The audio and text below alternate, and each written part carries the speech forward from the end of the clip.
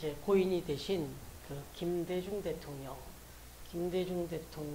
이휘호 여사 잘 아실 텐데, 이 김대중 대통령이 생전에 인터뷰를 좀 한 적이 있다고 그래요. 네, 그 인터뷰에서 기자가 묻기를 부인 그 이희호 여사에게 서운함을 느껴보신 적은 없으십니까? 라고 이렇게 물었다. 서운한 적이 없으시냐?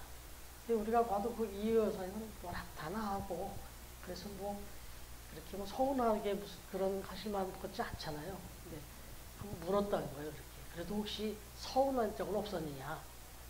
그랬더니 이제 김대중 대통령 말씀이, 아내가 옥중에 처하였을 때 더군다나 사형 선고를 받았었잖아요.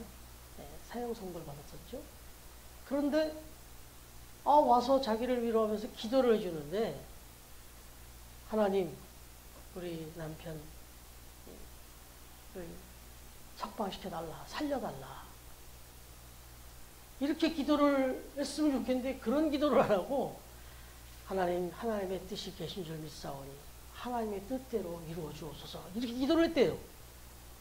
그 기도를 같이 하고 듣는데 그렇게 서운하더라는 거예요.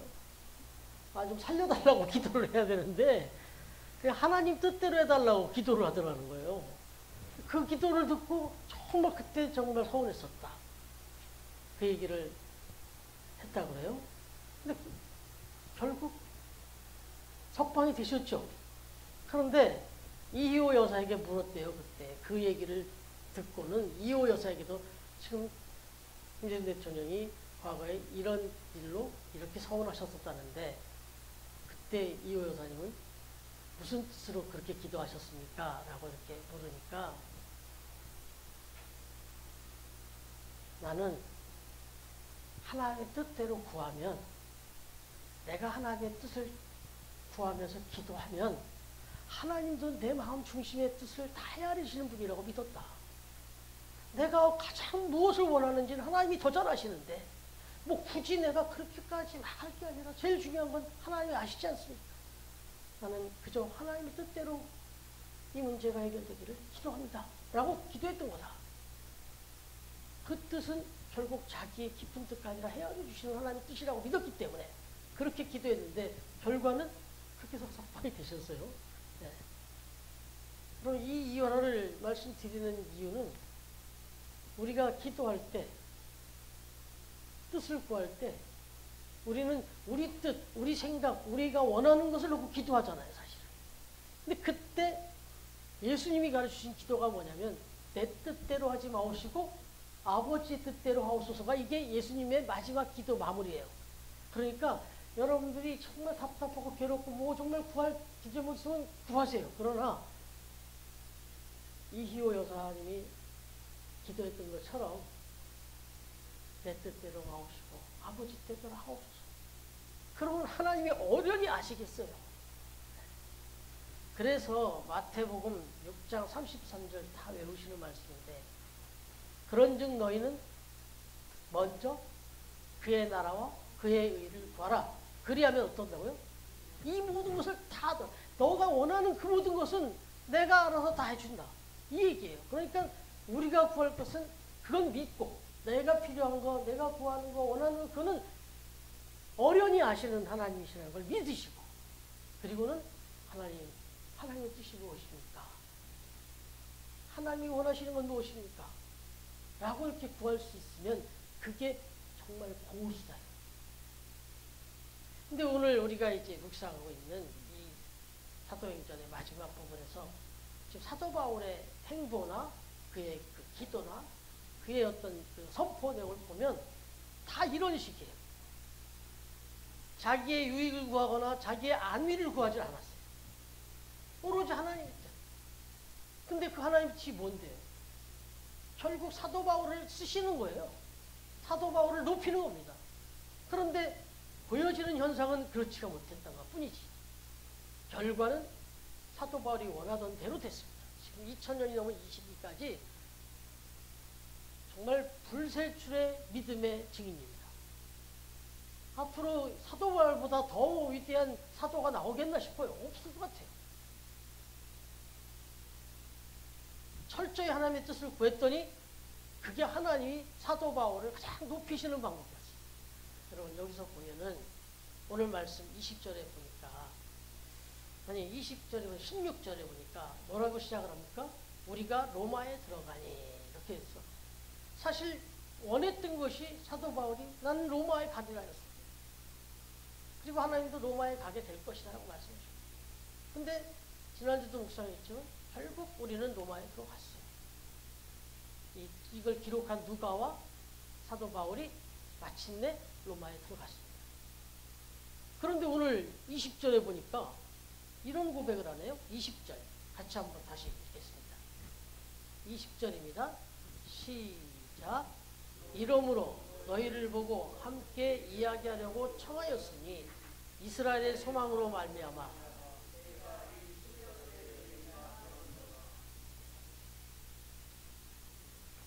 여러분 이 말씀이 무슨 말일까요?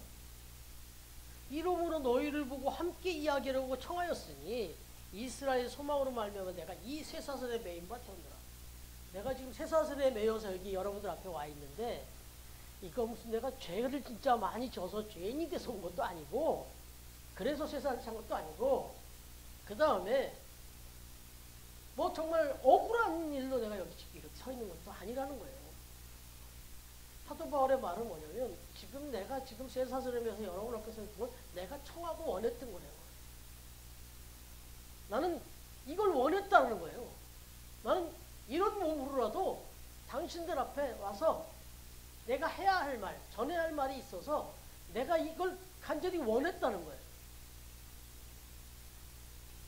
바꿔 말하면 지금 내가 정한 건 뭔데요? 고난이잖아요. 지금 사도 바울이 당한 이건 영광이 아니고 고난이에요. 분명히. 그런데 이 고난을 내가 자청한 이유는 예루살렘에 내가 가면 죽는다고 만류하는데도 내가 갔던 것은, 그리고 재판을 받으면서 난 저 가이사에게 가서 재판 받겠다고 그러면서 이 풍랑을 이기면서 배 타고 여기까지 온 이유는 쇠사슬로 날 축축 맨 이 꼴을 하고 여기까지 나타난 이유는 억울한 일도 아니고 내가 죄가 많아서도 아니고 내가 원했다. 난 이건 내가 자청한 일이다. 이렇게 고백하고 있어요. 여러분 그러면 여기서 이제 우리가 한번 묵상하려고 하는 겁니다. 하나님의 뜻을. 첫 번째는 사도 바울이 열심히 기도하고 구했지만 사도 바울이 내가 이 고난의 길을 들어가야 되겠다라고 마음 먹게 된 거예요. 기도한 결과. 다시 말하면 고난을 자청했어요. 그건 뭐냐? 이 고난을 통과해야 거기에서 기도의 응답이 있다라고 믿었기 때문에. 고난 속으로 내가 들어가서 이 고난을 이겨내야만 거기에 내가 원하는 응답이 있다는 걸 믿었기 때문에.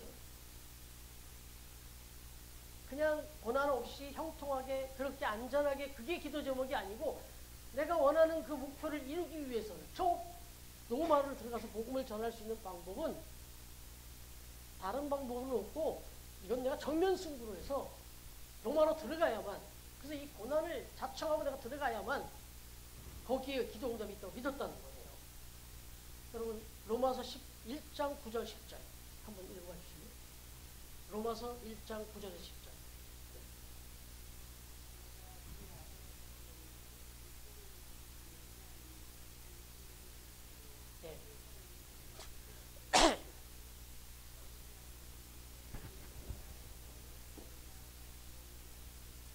아멘.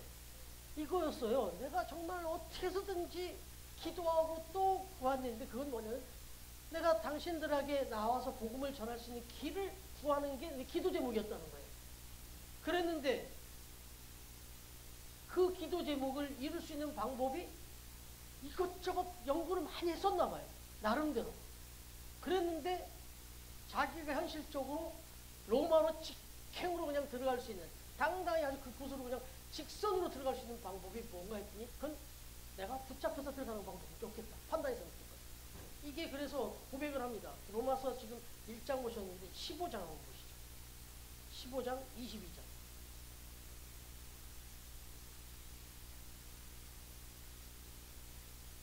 읽어주십시오. 로마서 15장 22절.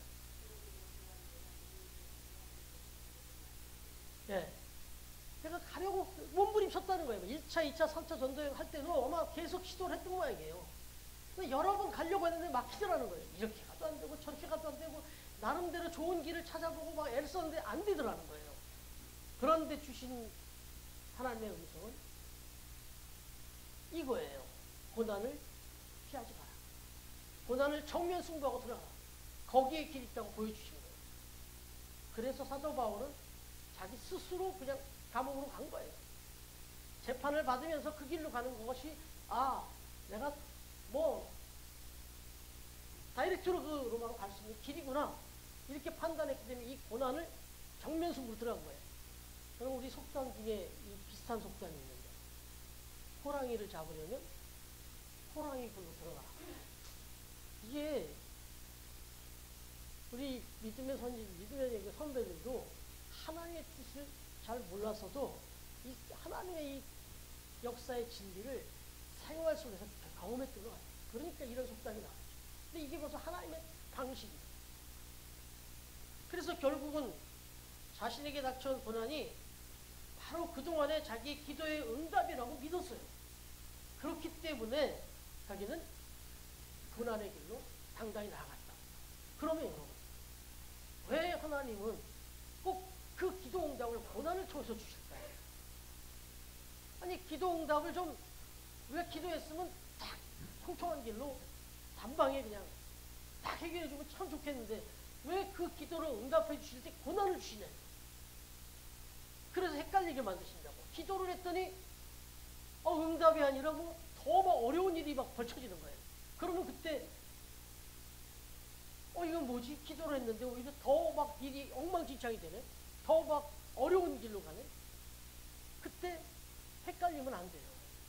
적어도 기도하셨다네. 기도를 안 하신 분은 막 그런 일이 벌어지면 이게 지금 응답인지 진짜 괴로운 일인지 구분할 수가 없습니다. 그래서 항상 기도하라는 거예요. 계속 기도를 하시면 내 앞에 형통한 일이 벌어지든 정말 말도 안 되는 엄청난 어려운 일이 벌어지든 응답이에요. 응답. 확신을 가질 수 있는 거예요. 왜 하나님은 그렇게?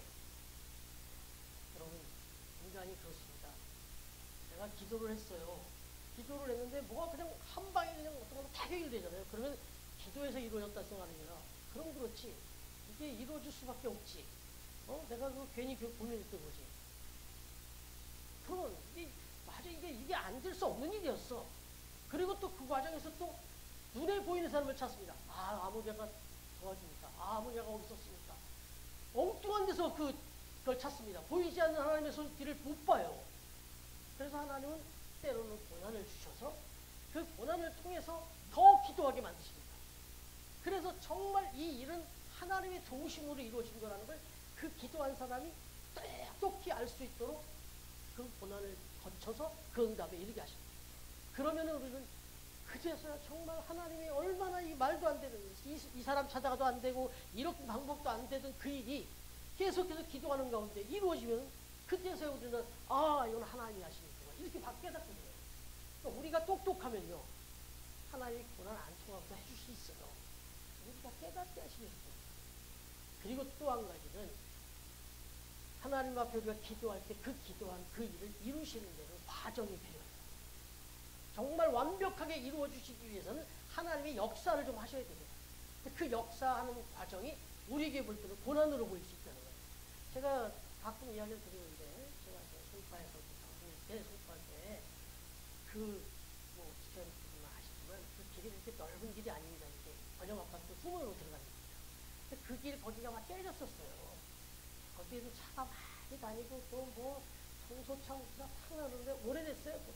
또 저희가 그 교회를 이렇게 매입해서 들어가서 리모델링을 싹 하고 커튼을 유리 쪽으로 막 하고 다 해놨는데 정작 그 도로는 아주 형편없었어요. 그리고 이게 또 눈이 오고 이러면 막 약간 경사졌는데 아주 그 난장판이 그랬습니다. 그런데 막 깨져 있는 대로 막 바퀴하고 얼음이 거기서 얼려버리고 그런데 누가 그 조언을 해주셔서 제가 송파구청에다가 민원을 넣었습니다. 여기가 주민들이 어떻게 통행을 하고 있고 여기도 차량이 어떻게 통행하고 있는데 어머니 여기가 공공도로가 맞는데 조금 외졌다는 이유로 이게 너무 방치되고 있는 거 아닌가 싶어서 민원을 좀 냈는데 일단 알았습니다 하고 접수만 하더라고요. 그런가 보다 하고 시간 지났어요. 잊어먹었어요. 근데 어느 날 갑자기 뭐가 막 트랙터 같은 게 들어오고 막 앞에다 갑자기 그 입구에다 뭘 제가 어디 나갔다 들어오는데 막아놓은 거예요. 들어갈 수가 없는 거예요. 아시잖아요. 골목이. 이 들어가는 골목이 있는데 이쪽도 새길도 있는데 양쪽을 다 막아놨습니다. 바로 교회 앞에.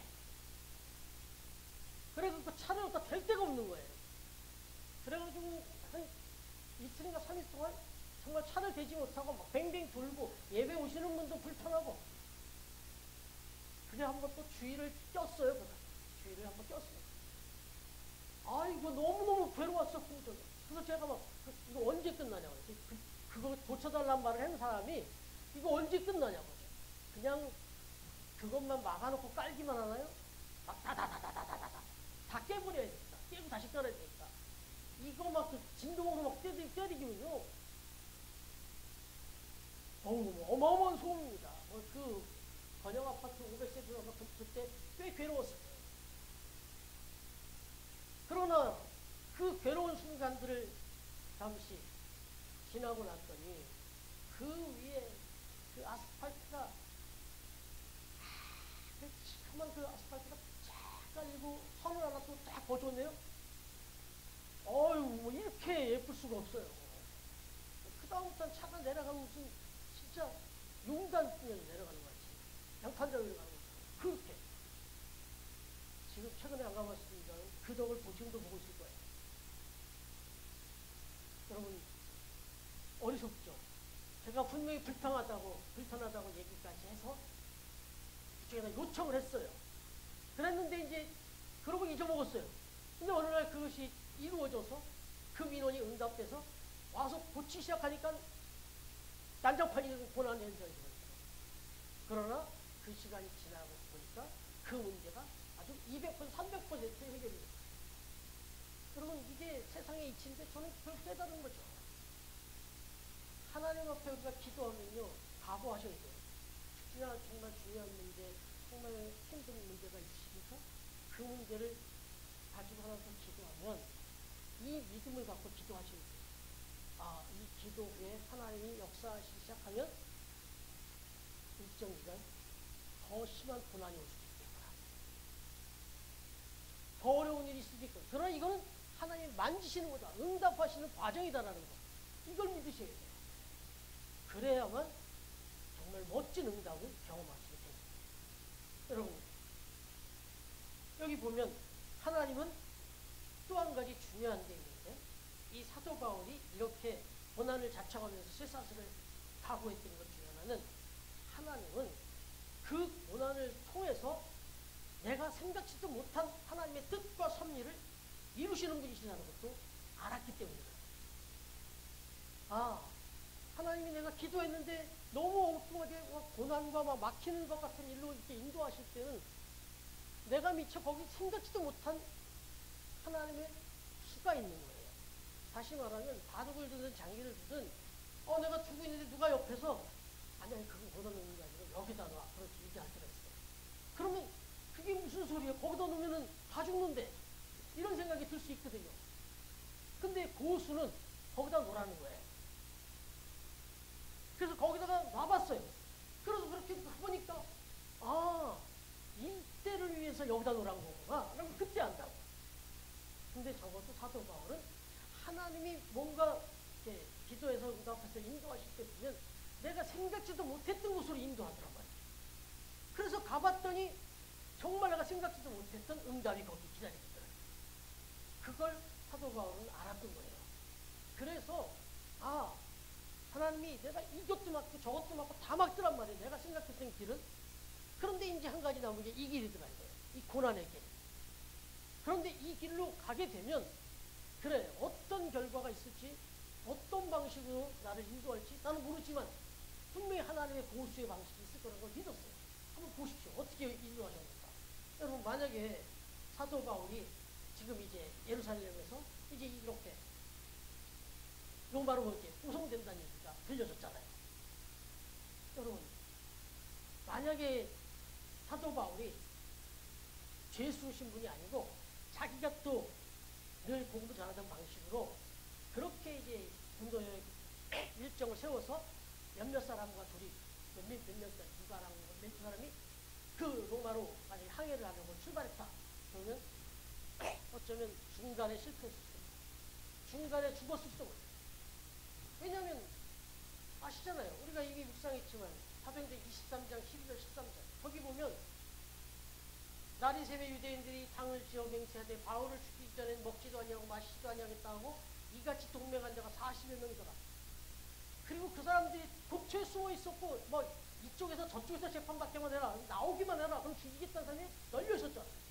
그런데 사도 바울이 이제 로마로 간다 소리를 들렸어. 알게 되면 가다 죽어요. 가다. 그러니까 하나님은 고난을 당한 것 같은 쇠사슬에 매이는 그런 죄수의 신분이 되게 하셨지만 오히려 역설적으로 호의를 받게 됐어요. 호의. 무장한 군사들이 호의를 했어요. 이건 VIP나 경호해야 될 그런 경호대가 사도 바울을 경호했어요. 그래서 교처에서 잡아 죽이고 싶었던 그 사람들이 사도 바울의 범접을 못하는 거예요. 이건 사도 바울이 미처 생각지 못했던 방식이에요. 사도 바울이 미처 생각지 못했던 보호예요. 이게 고수예요. 가장 초라한 모습, 가장 그 죄인된 모습으로 그렇게 가게 하셨지만 알고 봤더니 그게 역설적으로 사도 바울을 안전하게 지키시는 방법입니다. 생각해보세요. 이게 지금 40여 명 이상의 자객들이 바울의 목숨을 노리는 상황에서 달랑 몇 사람과 함께 로마로 갔다면 이상히 못 갔어요. 그런데 하나님은 그렇게. 그리고요, 이건 아주 사소한 얘기일 수도 있지만 아주 중요한 얘기일 수도 있어요. 무슨 사도 바울이 거기 몇 사람을 같이 동행하면서 자기들끼리 로마까지 가는 배를 타고 그 비용, 먹고 배를 타고 하는 비용은 다 또 어떻게 마련할 거예요? 이건 그냥 제가 추론해보는 거지만. 근데 죄수의 신분으로 묶여서 좀 쇠사슬에 묶였지만 공짜로 왔어요. 공짜로. 비용 하나도 안 냈어요. 돈 하나도 안 내고. 근데 그것도 또 미안하지 말라고 그 멜리세 섬에 가가지고 막 이적을 베풀어 주시네. 그래갖고 막 그 풍랑으로 다 버렸던 거, 니들 가지고 있던 거 다 버리고 사도 바울 때문에 먹을 거 입을 거 다 보충을 받았네. 하나님이 이렇게 하신다고요. 이건 정말 사도 바울은 1도 생각 못했던 거예요. 죄수로 해서 가는 방법, 그리고 또 풍랑을 만나는 방법, 그리고 또 한 섬에 그렇게 또 머물러야 되는 그런 방법, 일정, 사도 바울은 일절 몰랐습니다. 그저 하나님의 뜻만 구했습니다. 그랬더니 이런 일들이 벌어진 거예요. 그래서 이사야서 55장 8절 10절까지 말씀. 제가 자주 인용하는데 아주 귀에 박으시고 몸속에 새겨버릴 수도 있겠어요. 이사야서 55장 8절 10절. 저는 한번 쓰시고 있는 거예요. 이사야 55장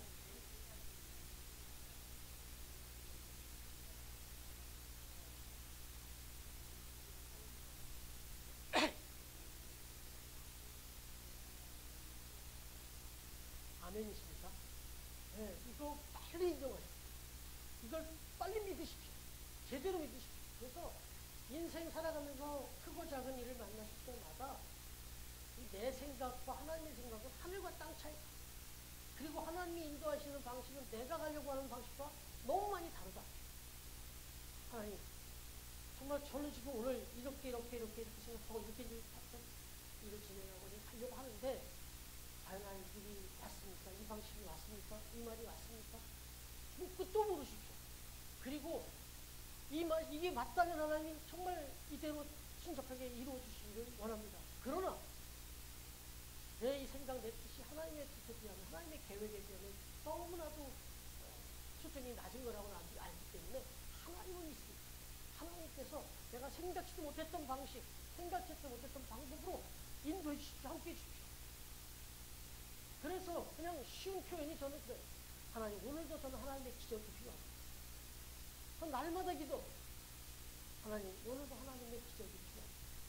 제 능력, 제 지혜만 가지고는 오늘도 또 실패할 수밖에 없습니다. 하나님의 기적이 필요합니다. 하나님의 뜻대로 행하여 주십시오. 이게 기도 제목이에요. 그리고 이제 마지막으로 보면 이 고난이야말로 정말 사도 바울이 진짜 원하는 게 뭐예요? 복음 전파잖아요. 복음 전파잖아요. 그런데 이 고난을 통해서 나아가는 것이야말로 진짜 거기에 내가 생각지 못했던 복음의 그 진보의 길이 있다라는 것을 하나님이 보여주십니다. 그걸 믿었습니다. 사도 바울. 어떻게 해요? 재판을 받기 위해 기다리는 동안 형이 확정되기까지 어떻게 보면 가택연금심이었죠. 갇혀 있었죠. 그래서 오늘 본문을 시작하는 16절을 한번 읽어보세요. 같이. 시작. 우리가 로마에 들어가니 바울에게는 자기를 지키는 한 군인과 함께 따로 있게 허락하더라. 여러분, 이거 뭐 마치 이렇게 죄수 다루듯이 안 하고 아주 특별한 VIP 대우의 모습이 자꾸 나와요. 이게 그 군인과 한 군이 딱 한 명의 군이 따로 함께 그렇게 딱 같이 있게 그렇게 만들어줬다는 거예요. 그런데 지금 이 사도 바울이 쇠사슬에 묶였다고 했잖아요. 그런데 이 한 사람이 같이 있었다고 그러죠. 이게 무슨 뜻이냐면 신학자 중에 아주 유명하신 존 스투스 박사라고 있어요. 이분이 이 내용을 분석했는데 뭐라고 얘기하냐면 이 한 사람은 사도 바울과 함께 묶여 있었던 사람이라는 거예요. 혼자 따로 있기는 해줬어요. 편안하게. 배려는 했는데 이 군인 한 명이 같이 쇠사슬을 묶어서 아시잖아요. 영화에서도 보면 절대 못 도망가게 같이 묶잖아요. 형사가. 죄인은. 그렇게 묶여져 있는 그런 한 사람이었다고. 그런데 다만 도망가지만 못하게만 해놓고 자유는 주기 위해서 그렇게 했다는 거예요. 그렇게 묶여있는 상태에서 자유는 준 거예요. 그랬더니 이제 그 상황에서 유대인들을 만나서 이야기를 하고 여기서 한 걸음 더 나가서 이제는 또 그 로마의 고관들 이런 사람들도 만나고 정말 핵심 요인 요소 사람들을 그때 다 만났다는 거예요. 이 군인이 딱 묶어서 같이 있으니까 유대인하고 같이 대화를 해도 그렇게 죽이고 싶고 뭐한 유대인도 함부로 할 수가 없어요. 같이 딱 붙어 있으니 안전하게 유대인들을 불러다가 복음을 전한 거예요. 내가 여기까지부터 와서 이렇게 된 거 제발 오해하지 마라. 제발 진정한 복음을 깨닫아 알아야 돼. 그걸 아주 따로 앉아서 아주 자기가 돌아다니지도 않고 돌아다니다가 전했으면 유대인들한테 죽었죠. 그런데 자기가 있는 방에 그들을 불러다 놓고 아주 심화학습으로 가르쳤어요. 그리고 로마의 고관들도 찾아와서 그 사람들에게도 복음을 전했어요. 이거는 이렇게 죄수의 신분으로 이렇게 가지 않았으면 꿈도 못 꿀 일이에요. 오히려 그 가장 고난스럽고 가장 부자연스러운 그 현장에 갔더니 거기에서 가장 효과적으로 복음을 전할 수 있는 그런 결과를 낳았더라. 이것 또한 하나님의 보수죠. 어찌됐든 사도 바울은 자기가 가장 어렵겠다, 이러면 안 되는데 싶은 그 방법이 보시면 하나님은 그걸 가장 최고의 방법으로 쓰시는 분이라는 것에 신뢰가 있었다. 여러분도 기도 많이 하시고 또 집안에 또 가정에 또 사업에 그런 문제를 기도하시고 기도하는데 일이 더 점점 꼬이고 그리고 내가 생각지 않았던 방식으로 또 문제가 풀어가지고 너무너무 속상하고 화가 날 수도 있어요. 근데 그 부분에 있어서 신앙이 없다면 그 속상함은 끝나요. 너무 괴롭고 그렇게 될 수밖에 없어요. 그러나 기도하면서 하나님 붙들고 그 문제를 가면 그 일이 꼬이면 꼬일수록 더 기대하셔도 돼요. 분명히 그 꼬인 만큼 수가 높은 거예요. 그래서 그렇게 꼬이고 꼬여서 이루어지면 내가 꿈도 꾸지 못했던 결과가 나와요. 꿈도 꾸지 못했던 못했던 사건을 만나고 꿈도 꾸지 못했던 사람을 만나는 거예요. 그래서 정말 너무너무 감격스러운 감사가 쏟아져 나오거든요. 여러분들 앞에 서서 말씀을 전하는 이 이승만 목사는 그게 제 삶이에요. 하루하루가 그런 삶이고요. 저의 1년, 10년, 90년 사는 삶이 계속 그런 삶이에요. 심지어는 제가 하나님을 알지 못했던 태어나서부터 지금까지 특히 상호를 만나서 결혼을 하기 전까지 그 과정도 사실 제가 고1 때부터 교회 다녔으니까 그 전까지 어마어마한 고난의 삶을 살았어요. 제가 생각할 때. 그랬는데 지금 보니까 그게 다 얼마나 값진 것인지 지금이 알겠죠. 제가 얘기하니까 몰랐던 분도 있어요. 제가 10살에 학교 간 걸 모르지 못했다고 하도 많이 얘기했는데 그때 제가 얼마나 그게 고난이고 제가 얼마나 그 어린 나이에 얼마나 제가 이 한이 맺혔겠어요. 그랬는데 그때 10살에 학교 안 들어갔으면 큰일 날 뻔했어요. 그래서 그나마 그 정도 공부했고 그 정도 등수를 유지해서 제가 오늘 여기 와 있습니다. 만약에 그때 똑같이 6살에 들어가서 공부했고 제가 아마 다른 아이들보다 여러 가지 열악했기 때문에 1등을 할 수가 없어요. 초등학교 2년 동안 계속 1등하면 2살 늦게 들어갔죠. 그런데 그것도 하나님 나중에 다 갚아주셨어요. 남들은 저한테 군대 안 갔다고 하면 하나님 갚아주시더라고요. 제 군대 갈 때가 3년이잖아요. 근데 연대를 딱 시켜주니까 1년이 남더라고요. 내가 2년 학교를 이렇게 들어갔는데 3년 군대를 면제하시니까 제가 딴 사람보다 1년 빠르더라고요. 때가 되니까 그걸 갚아버리시고 사회생활 할 때 더 앞서가게 하시더라고요. 학교는 2년 늦게 들어가서 1등 맨날 1등하게 만드시고 제가 하나님 알지도 못했어요.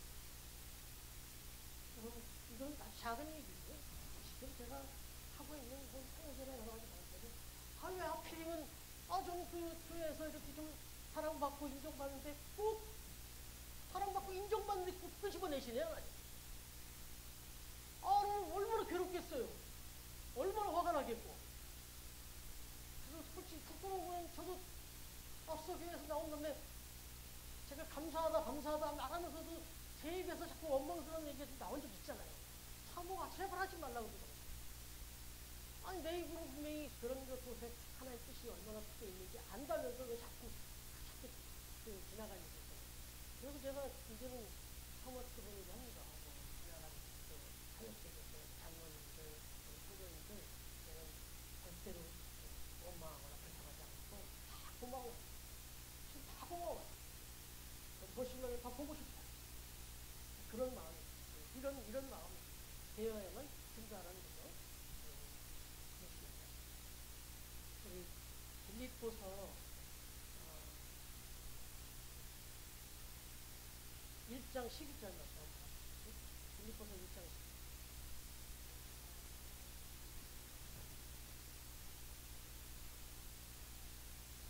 예, 자기가 당한 그 고난들이 복음을 전하려고 하는 그 자기 목표에 훨씬 더 도움이 된 줄을 여러분들이 제발 알기로 하는 것 같아요. 뭐 이제 좀 다 아시지만 제가 이런 일을 제 얘기하면 여러분들도 저와 같이 그런 걸 알기를 원하는 마음 그렇게 전하는 거거든요. 그 이어서 13절.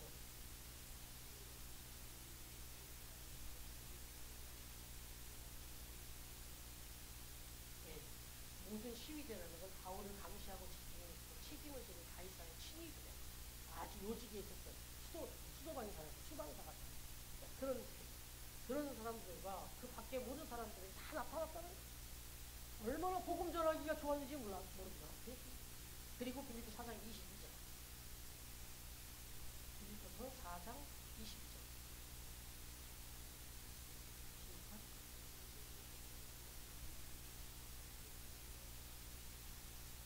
예, 가이사의 사람들 아주 고관들, 아주 높은 신분에 있는 사람들, 그런 사람들 몇 명도 자기가 어떻게 그런 사람들까지 복음을 전하겠어요. 이게 하나님의 뜻이라는 방법입니다. 여러분, 오늘 말씀 속에서 그 쇠사슬과 그 감옥이 빼앗을 수 없었던 바울의 기쁨과 자유, 이걸 저와 여러분도 누리기를 원하시기 때문에 오늘 이 말씀을 주시고 있습니다. 같이 한번